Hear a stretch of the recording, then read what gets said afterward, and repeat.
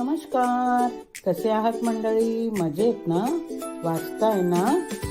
आजचा दुसरा रविवार, पुस्तकांबद्दल माहिती जाणून घेण्याचा दिवस. मागच्या पॉडकास्टमध्ये आपण मारुती चितमपल्ली यांच्या शब्दाचे धन या पुस्तकाचा परिचय करून घेतला होता.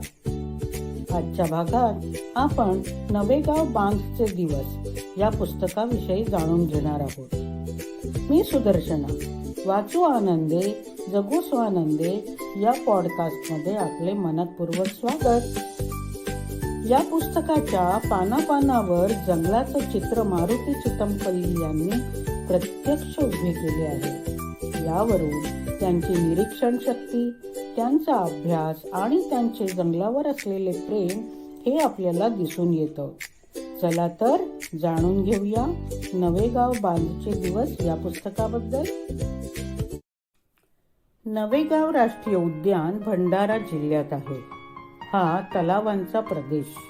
या प्रदेशातच दक्षिणेला नवेगाव राष्ट्रीय उद्यान आहे. 1975 साली हे राष्ट्रीय उद्यान म्हणून घोषित करण्यात आले. या उद्यानाचे एकूण क्षेत्रफळ 133 चौरस किलोमीटर आहे. उंच डोंगर आणि जंगलांनी व्यापलेल्या या क्षेत्रात पानगळीचे शुष्क वन आहेत. येथील वनस्पती सृष्टी अगदी आगळी वेगळी आहे आणि समृद्धही आहे. यावर सागाच्या वनात साजा, बीजा, धावडा, गराडी, पळस, टेंभुर्णी, सावर, तिवस, आमतास, हळदू अशा अनेक वृक्षांचे मिश्रण आढळून येते. नाल्याकाठी, खोऱ्यात आणि दलदलीच्या प्रदेशात पाचूसारखी दिसणारी बांबूची वने विखुरली आहेत. या हिरव्यागार वनश्रींचे प्रतिबिंब नवेगाव बांधच्या पाण्यात पडलं असता असं वाटतं की पाचूच्या कोंदणामध्ये नीलमणी दडवावा. 11 चौरस किलोमीटर क्षेत्र असलेल्या या बांधाला अभूतपूर्व सौंदर्य लाभले आहे. सुमारे 500 वर्षांपूर्वी माधवराव पाटलांचे पूर्वज कोलू पाटील यांनी हे ऐतिहासिक तळ बांधलं आहे.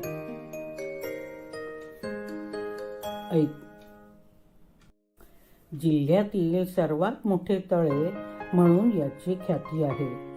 माथ्यावर माळडोंगरी बेट आहे. तेथे पाण्याची खोली 75 फूट आहे. कोलू पाटलांना आता देवत्व प्राप्त झाले आहे. बांधाला लागूनच असलेल्या पहाडावर कोलाबसुरी देवीची स्थापना केली आहे. मुख्य बांध डोंगराच्या खिंडीत बांधला असून त्याची लांबी 75 फूट आहे. तो बांध 7 बहिणींची पाळ म्हणून ओळखला जातो. या 7 बहिणीने बांध बांधण्यास मदत केल्याचे सांगतात. या 7 बहिणी म्हणजे 7 आसरा म्हणजेच अप्सरा आहेत. त्यांना आता देवत्व प्राप्त झाले आहे. बांधाचं रक्षण त्या करतात असा आदिवासी लोकांचा विश्वास आहे. हा बांध राष्ट्रीय उद्यानाचा अविभाज्य घटक वाटत असला तरी तसे तो नाही. इथल्या संमिश्र वनश्री सृष्टी सुंदर बांधाच्या सामील झाल्यामुळे तेथील वन्य प्राणी आणि पक्षी सृष्टी यातही विविधता आणि समृद्धी दिसून येते. रत्नांचे सौंदर्य लाभलेले मिनी भवेट, हरिद्र आणि सूर्यपक्षी येथील वृक्षलता यांचे अलंकृत करतात. कस्तुरी, दयाळ, श्यामा मधुर स्वरात गात असतात. फळ आणि रान कामुक्यांवर उपजीविका करणारे तांबट, धनेश व बुलबुल वनस्पती सृष्टीची पुनरुत्पत्ती करतात. कोतवाल, रानकोंबडे, सुतार पक्षी आणि 7 बहिणी धोक्याची सूचना देऊन जंगलातील वनचरांना सावध करतात. गरुड, बहिरी ससाणे आणि घुबड निसर्गातील संतुलन राखतात, तर गिधाड, घारी आणि कावळे मृत प्राण्यांचे मांस खाऊन जंगलात आरोग्य राखतात. हा बांध प्रसिद्ध आहे तो परदेशातून स्थलांतर करणाऱ्या रानबदके आणि हंस पक्ष्यांसाठी.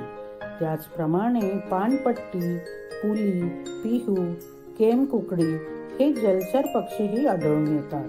बांधासाठी सारस, पान लावा, सावित्री, बगळे, लहान ढोकरी आणि मोठे ढोक आहार विहार करताना दिसतात.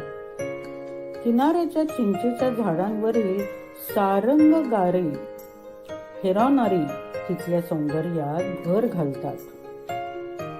जशी पक्षीसृष्टी वैभवशाली आहे तशीच तेथील जीवसृष्टी ही समृद्ध आहे. उदाळे, विविध प्रकारची कासवे आणि मासे बांधाच्या आश्रयाला राहतात.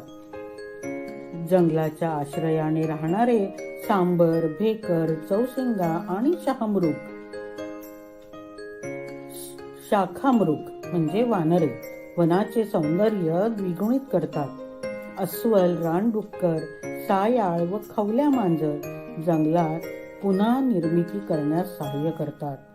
मृगपरिवार आणि शाखामृग धोक्याची सूचना देऊन तिथल्या जीवसृष्टीचे संरक्षण करतात. रानगौरासारखा शक्तिमान प्राणी भय उत्पन्न करतो.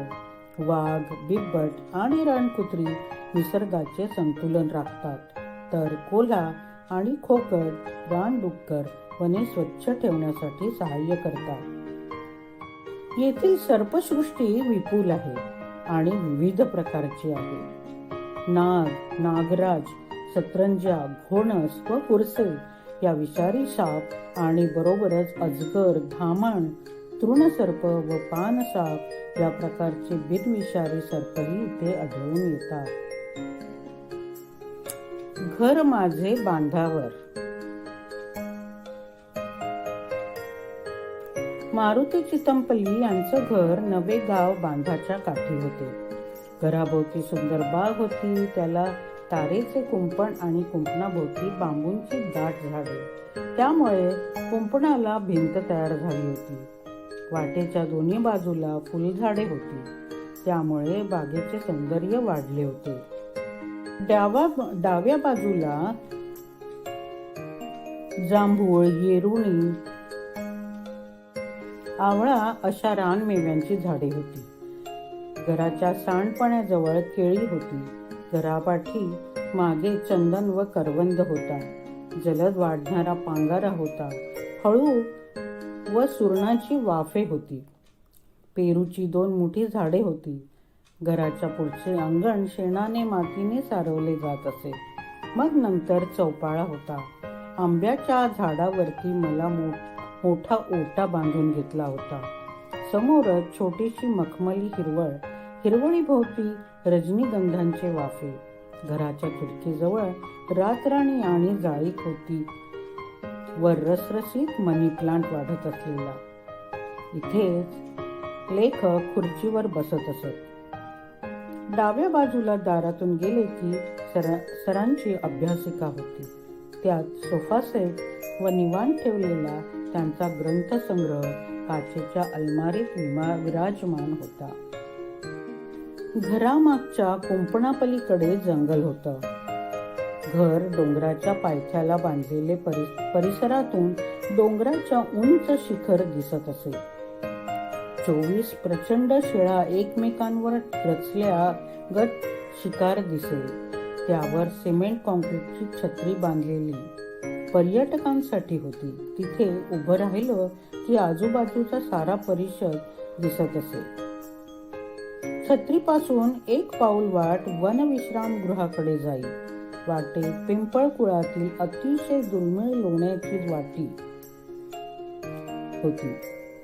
त्याची पाने उलटी बांधवाकडे मूर्ख असलेले भव्य सुंदर होतं. हे आमच्या घरापासून दिसत असे.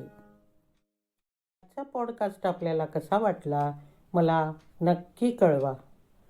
तुमच्या प्रतिक्रिया जाणून घ्यायला मला नक्की आवडतील. तोपर्यंत वाचत राहा, मस्त राहा, खुश राहा.